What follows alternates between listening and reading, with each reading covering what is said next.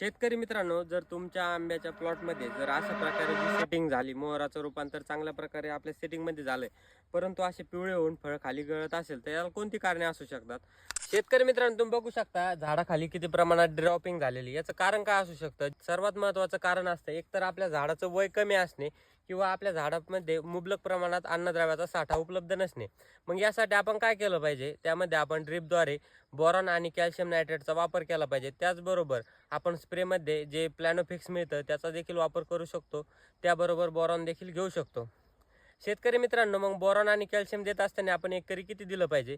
त्यामध्ये 1 ते 1.5 किलो प्रति एकरीसाठी बोरॉन वापरलं पाहिजे. त्याचबरोबर 4 ते 5 किलो कॅल्शियम नायट्रेटचा वापर केला पाहिजे.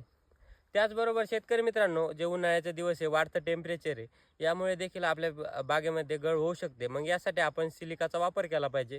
जे मार्केटमध्ये आपल्याला सिलिकॉन भेटतं, याचा जर स्प्रे घेतला तर त्या ठिकाणी देखील ते आपल्या झाडावरती एक लेयर तयार करतं, जेणेकरून आपल्या पिकाचं जे उन्हापासून संरक्षण होईल. त्यामुळे आपल्या जी ड्रॉपिंग देखील कमी होऊ शकते. त्याचबरोबर आपल्या झाडाचं जी तितकी क्षमता असते, स्टोरेज असतं, त्यानुसार ते आपल्यावरती जे फळं ठेवतं. त्याचबरोबर जी एक्स्ट्राची फळं किंवा त्याला जी व्हेजिटेटिव्ह ग्रोथ असते त्यासाठी लागणारी एनर्जी त्यानंतर त्याचं रूपांतर होत असतं. मग ते जे एक्स्ट्रा फळं लागलेले त्याचं झाड ड्रॉपिंग करत असतं. त्याचबरोबर आपण उन्हाळ्यामध्ये पाणी देखील दिलं पाहिजे. पाण्याने गारवा मेंटेन राहील. धन्यवाद शेतकरी मित्रांनो. अशा शेतीविषयक माहितीसाठी आपल्या यूट्यूब चॅनल त्याचबरोबर इन्स्टा पेजला फॉलो आणि सबस्क्राईब केलं नसेल तर करायला विसरू नका. धन्यवाद.